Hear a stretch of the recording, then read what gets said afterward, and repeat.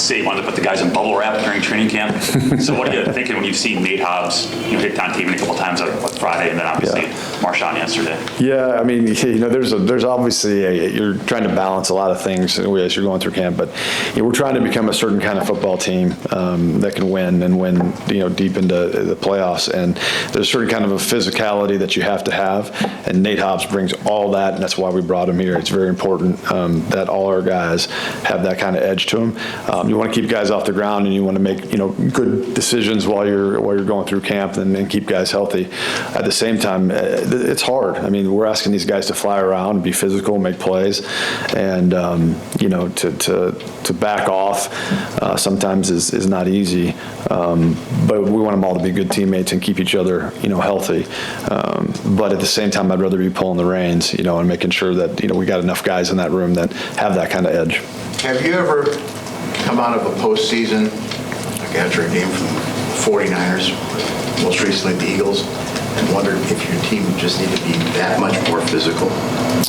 I think, quite frankly, over the last couple of years, I felt really good about our physicality and our toughness and our ability to play that kind of game. I think there probably were times in the past where I was kind of think we maybe need to be a little more physical of a football team, but not over the last couple of years.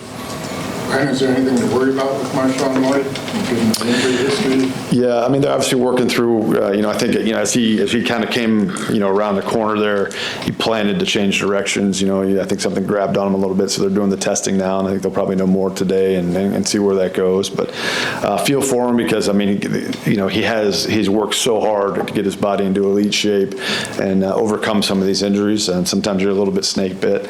I was talking to the trainers, yesterday and today, and I always, whenever I see players go through this, because from time to time we'll have some guys go through things like this, where they have a bunch of injuries early.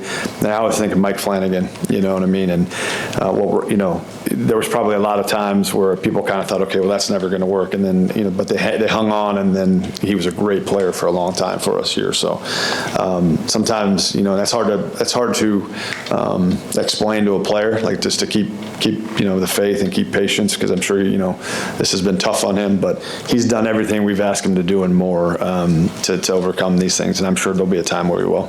Just to clarify, does that mean that the injury was not related to the contact with Nate Hobbs? Didn't look like it. It looked like as he came into it, yeah.